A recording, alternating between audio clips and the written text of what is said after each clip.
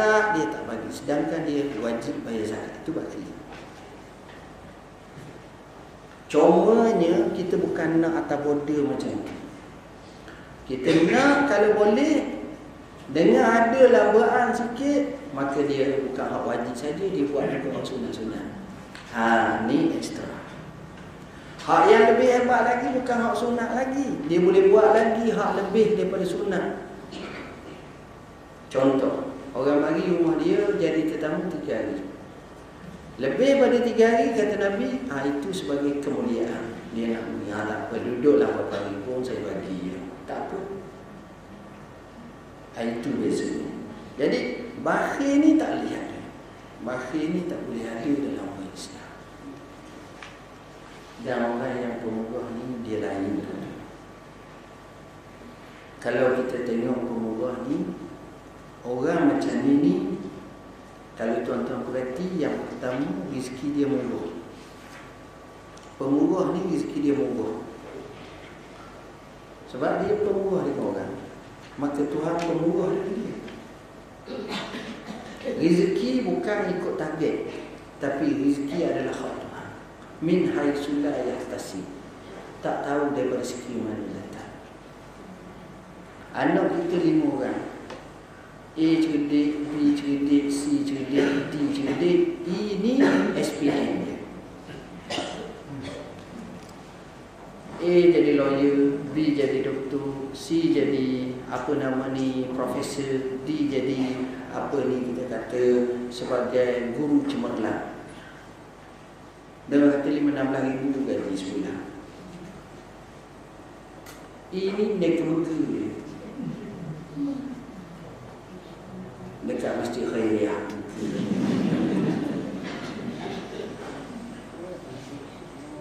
Yang orang kaya ni balik guru beri ke mak ambil mak 500. Akhir bulan mak pinjam 1,000. Mak menengok, bagi 500 pinjam 1,000, bagi mak ada defisit jadi kita buat agreement lain. Ada ayah bagi ke mak pun ada ayah bagi ke. Tak berbaloi. Begitulah seterusnya. Hak ni bagi 400, hak ni bagi 300. Hak nega-nega tu bagi 1,000. Ni mak. Mak pun ada duit tak? Ada gitu lah mak. Kadang-kadang ada, kadang-kadang tak ada ikut. Hak ni hak tolong mak. Hak lain tu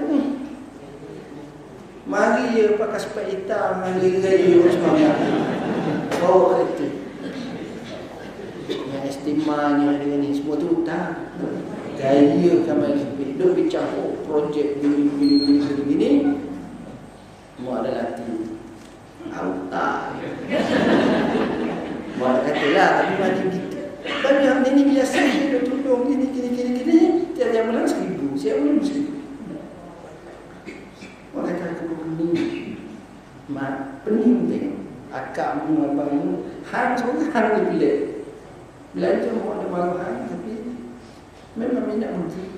Tak ada apa. Tak apalah. Dengan betul pun halal satu benda pun. Okey. Ada tak macam tu? Ada. Sebab itu kita kata orang yang banyak bagi, orang yang Tuhan bagi. Allah. Tuhan nak kaya kita sekelip mata. Nak miskin pun sekelip mata. Mata kelip lama dah. Sekejap. Cerita benar tuan. Zaman Khalifah Umayyah. Khalifah ni ada hari dia akan temu rakyat. Rakyat yang nak minta hajat. Biasanya kalau orang nak temu raja, orang pakai baju cantik, kemat. Khalifah. Unit protokol ni, seorang ni, dia buat masuk ada seorang lelaki peminta sedekah yang mukanya duduk dalam majlis tu. Raja ni bila dia masuk, Khalifah ni sekali pandai tahu dah sesat bagaimana mari. Dia tahu. Jadi unit protokol ni standby dah. Dia kata, Tok Guru, dia kata, Tuan Guru, orang tu sengaja saya masukkan. Sebab kita nak ambil sedikit pengajaran dalam hidup kita. Maka Khalifah pun tahu. Lalu Khalifah pun menyapa dia. Apa khabar? Dia orang yang besar macam ni, diplomasi dia tinggi, dia tahu. Apa khabar? Baik, tuanku. Dia boleh tak cerita sikit sejarah hidup macam mana? Orang ni kata, tuanku, saya tinggal di sebelah selatan, jauh. Allah bagi saya orang yang terkaya di negeri saya. Saya punya anak, saya pula orang paling handsome antara orang handsome. Saya punya anak, saya punya isteri ramai. Saya punya pekerja ramai. Aset saya banyak. Saya kaya, saya senang, saya bahagia, saya semua sekali. Tiba-tiba entah macam mana datang seorang temu saya, bagi tahu, awak nak tak kaya akan naik lagi kepada double dan triple. Kata dia, nak awak pergi sebelah utara sana, ada tempat, bawalah aset, niaga, insya-Allah laba dan triple. Banyaklah dapat, memang banyak semua. Apa dia buat? Saya pun kumpul aset saya. Bila dapat mana-mana tempat, saya kumpul semua aset saya. Saya bawa anak saya bawa isteri saya bawa orang-orang kerja saya. Kami pun musafir. Biasanya waktu petang, dekat nak maghrib, dia berhenti. Petang pasal berhenti, bina khemah, duduk tidur. Esok pukul 8 pagi, pukul 9 pagi bangun sepagi, unggah khemah, musafir lagi. Itu cerita zaman dulu dah.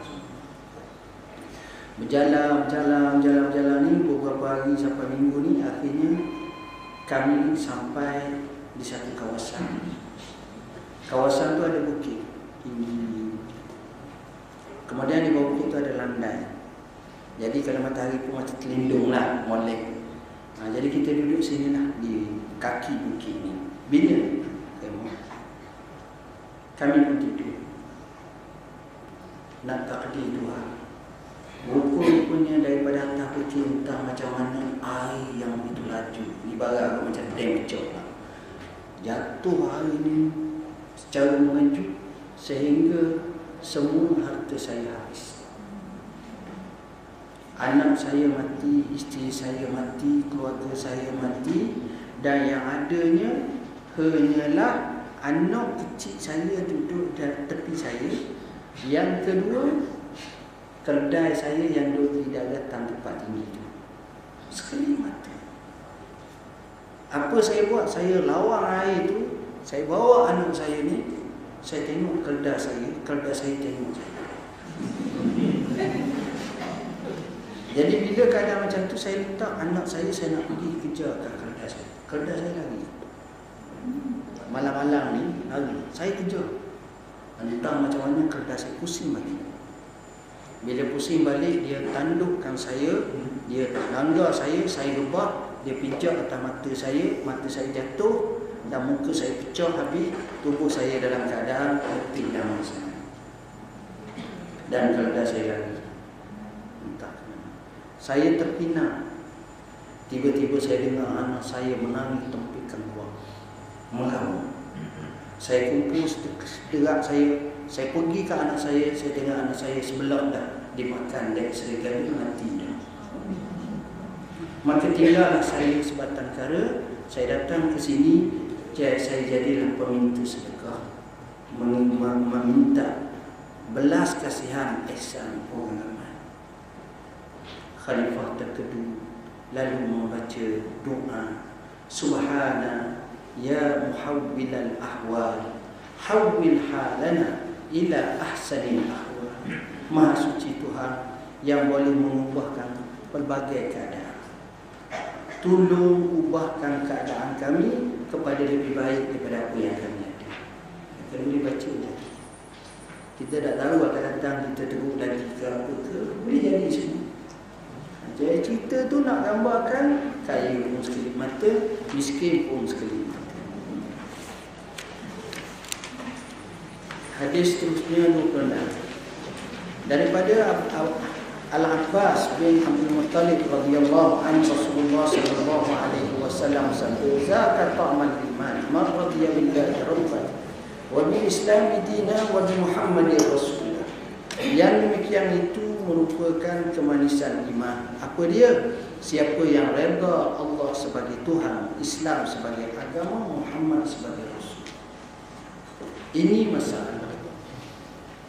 Kita buat ibadah, kita buat apa acara, kita tak rasa mani. Tak rasa mani. Ni jadi masalah. Bila sembahyang hamba, bila ibadah hamba, bila mari belajar tidur, warung sana, puasa tak apalah. Jadi kita tak rasa sekarang. Ini baik bukan tak baik, tapi sebenarnya kalau kita rasa seronok, tuan-tuan ada tengok tak orang minat sesuatu? Kalau orang minat ayam katik, macam mana? Ayam serama. Dia baca ayam serama semua sekali. Ayam serama tu mesti kalau hak jatah tu kurang pada 500 gram timbang. Dia main ke tangan. Lepas tu kena mendada, kena ekor naik. Mandi ayam sebelum dia mandi. Spray. Mina ayam ni bina hari ni kadang-kadang. Tak ada mana. Mina. Baginya kalau dia balik kerja, tengok ayam dulu. Tengok ayam dulu. Orang Minang kukur buat titik. Pagi-pagi duduk tengok atas. Dia tukang titik kukur dulu sebelum burung tu kukur. Nak lawan. Kukur. Lawan. Minang. Kita tengok kata, hantar. Tak. Minang. Seronok. Seronok Minang. Hak Minang pula kereta suka aksesori. Jenis exhaust dengan hak jenis sport-sport. Exhaust dia pula ayam katik dia masuk ke dalam tidur. Kau patut kau tu. Mana tu? Sport ring. Tanya orang ni cari hak mana buah di telang ke kat mana ke, ada orang buah. Cari dalam apa ni mudah.com ke mana ni. Pagi-pagi duk lak itu. Siap kata. Dia dah mandi. Minat. Maknanya dia rasa seronok. Orang minat ni ngaji belagu. Saya ada kawan-kawan jadi minat ni. Kita dah tahu letak nyanyi apa ni. Dia boleh buat semua tuan-tuan. Bila dengar saja tu tangan tu tak. Lepas tu dia tanya saya, ada nama saya kata saya hadir majlis pokok kaki dia pelan lebar. Saya dengar je lah. Dia dengar saja orang nyanyi ni, dia kata tu lagu P.O.M.D tu kita ubah daripada aci ke pintu. Kata jadi orang. Kita dah tahu tadi. Makan tu tak kena tu, tak masuk tu saya. Dah pula masuk tak kena tu. Kita orang tak pitching lah apa. Dengar je tangan tu tak. Kaki tu tak. Allah kata suka minat. Soalnya bila kita semayang, kenapa kita rasa pecah? Tak rasa apa. Bila kita mari belajar ilmu, kita tak rasa apa. Ni ustaz bila nak ambil lajak ni biasanya. Dia akan fikir macam-macam. Contoh, dia akan tengok lain tuan-tuan. Sebab apa? Sebab kadang-kadang ni kita ni nak datang minat. Dia kata minat ni dia lain. Sekarang ni Nabi gambarkan iman ni dia ada rasa, dia rasa manis, dia rasa seronok iman. Tapi waktu kita nak dapat, kita tak dapat. Macam ada game. Ada pun belajar pun sama. Tunggu saya cerita. Rahimahullah mati amun. Syekh Mustafa Khil. Saya buat master bawah dia. Ulama, antara ulama terkemuka dunia dalam bagi usul fiqh. Alim sungguh. Ya Allah. Yang alim agak ni bukan alim macam Melayu. Alim Melayu boleh baca kitab. Alim agak buat kitab. Jadi kita baca kitab dia. Yang alim sungguh memang alim sungguh lah. Memang pakar semua sufi. Dia berapa puluh kitab. Memang sungguh. Biasanya kalau nak debat tulis macam tu, maknanya orang lain mana alim lah tu. Dia ni tuan-tuan, dia cerita masa dia kecil. Dalam buku yang saya baca, biografi dia. Dia kata dia belajar dengan seorang guru nama Syekh Ali Dakar atau Abdul Ghani Dakar rahimahullah. Belajar ni selepas daripada subuh atau sebelum subuh, dekat subuh belajar. Kami pergi pelajar-pelajar. Wallahi, bila kami masuk dalam majlis itu, seolah kami berada dalam taman-taman syurga. Seolah. Sehingga kan satu hari kami kunjungan mahabbah pada Syekh, kami tanya, kenapa Syekh bila kami duduk dengan Syekh belajar apa benda sekolah?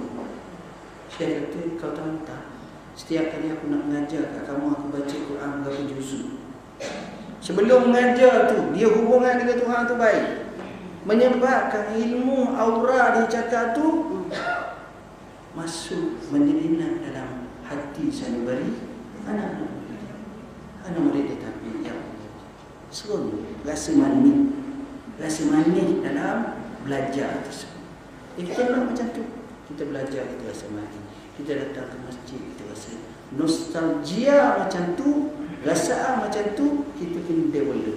Sebagaimana saya contoh tadi dengan ayat katiknya, dengan buku-bukunya, dengan lagunya, dengan kata-katanya. Bila kita rasa ni, kita rasa betul. Tuan-tuan, mari sini. Bila belajar betul-betul, tuan-tuan tak rasa apa. Sikitlah rasa. Tapi 20 tahun akan datang. Contoh, 20 tahun akan datang. Tuan-tuan ni tua dah. Saya mati dah.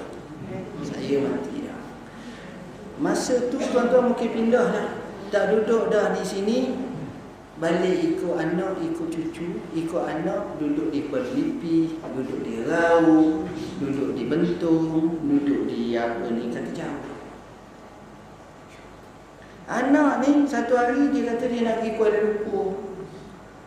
Kita pun kata, nak mak nak ikut sekali, nak abah nak ikut sekali. Kita bagi boleh lah. Kita pun pergi. Lalu je kau ni, kau tepi masjid ni, kita kata, nak berhenti sebentar masjid ni. Lepas tu anak kita berkata, ada apa abah? Tak apa, berhenti sekejap. Okeylah, kita berhenti.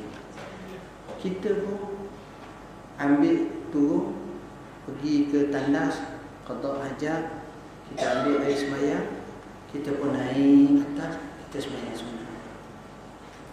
Sudah sembahyang sunat, kita menunggu. Kita pun sengaja lalu ke tepi apa nama ni, kelas ni. Kita tengok kelas terbuka, kita pun termenung. Dulu aku dengar Ustaz Zul ngajar, aku duduk sini lah. Lepas tu air mata aku kayak gini. Tapi dalam banyak-banyak cerita, aku ingat satu cerita je. Cerita hak lucu je, hak lain lupa habis dah. Cerita hak lucu je, satu kisah ni cerita lucu, hak tu je aku ingat. Tapi air mata kita beri. Anak kita kata, mak apa feeling sangat ni, nangis pula ni. Tak ada apa lah, tak ada apa. Tapi benda tu kita rasa dah. Rasa balik dah. 20 tahun. Lepas tu, ada pula temu kawan kita. Allah, ingat balik. Lepas tu kawan kita tanya, mak macam mana? Mak mati dah. Katung baru 4 hari. Balik pula, Pak Samah tu. Pak Samah nak tahu dah. Dah ada berapa orang? Ada 4 orang ni. Kita ada seorang lagi. Tengok. Nostalgia macam tu kita rasa dah. Cuma sekarang ni tak ada apa, biasa je. Itulah. Jadi saya rasa sekarang itulah yang saya sampaikan. Cuma saya bawa dua buku. Saya tak sempat nak ulang, tuan-tuan. Bab Al-Ghazali. Tuan-tuan cuba baca buku Al-Ghazali. Macam mana nak solat Al-Ghazali, macam mana nak sambung bukan macam mana nak hijab. Ni untuk lelaki, ni untuk perempuan, ni bahagia. Boleh tak menghibur sikit pada hari ini? Ataupun macam mana? Macam mana adab ziarah, macam mana adab hari ini? Dan saya diminta untuk buat satu kata pengantar, buku Mata Nabi Syuja. Buku ni tuan-tuan berkenaan dengan fiqh Syafi'i. Jadi kalau tuan-tuan boleh baca, dia merangkumi daripada taharah sampailah kepada keseluruhannya, termasuklah isu-isu berkenaan dengan apa ni wudu, berkenaan dengan mu'tah, berkenaan dengan nikah, semua sekali cerita asas fiqh Syafi'i. Saya sekadar itu dahulu. Saya nak ucapkan semoga ada beberapa perkara. Yang pertama, kita kalau boleh, ini pesanan saya lah. Pertama, kita berada pada 10 akhir Ramadan. Jangan teka-teka bila malam Lailatul Qadar. Bermula malam ni, anggap malam ni malam Lailatul Qadar. Malam esok Lailatul Qadar. Malam kita buat. Kalau dulu kita dah main gear 3, gear 2, sekarang ni gear habis. Gear habis, kita tiap-tiap malam mari masjid, paling kurang pun 10 gear masuk dalam dapur masjid. 10 gear. 10 gear tu kebetulan malam tu Qadar. 10 gear tu ibarat lebih baik daripada 1000 bulan. Siapa dia nak bagi laba macam ni? Semaya, baca Quran.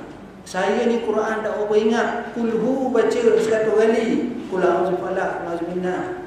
Tak ingat juga inna kaina. Mana baca Quran? Baca Quran. Fatihah. Cuba. Itu. Tasbih. Subhanallah. Subhanallah. Angkat tangan. Ini mungkin kita dapat tu yang pertama. Jadi yang tu bagi saya kita ambil lah. Mudah-mudahan kita bertemu dengan malam Qadar dan malam-malam akhir. Kawan-kawan kita yang di Mekah macam mana mereka berpesta dengan ibadah. Tapi kita di sini kadang-kadang kurang, bukan tak kuat, kurang banding dengan mereka. Yang seterusnya saya ucapkan selamat hari raya, dan jadilah hari raya kita ni hari raya yang diberkati Allah Subhanahu wa taala, dan segala salah silap mohon maaf. Aku qauli hadza wa astaghfirullah azim wa lakum. Bismillahirrahmanirrahim. Sallallahu alaihi wa sallam. اللهم اجعلنا من الذين يستمعون القول فيتبعون احسنه وصلى الله على سيدنا محمد وعلى اله وصحبه وسلم والحمد لله رب العالمين والسلام عليكم.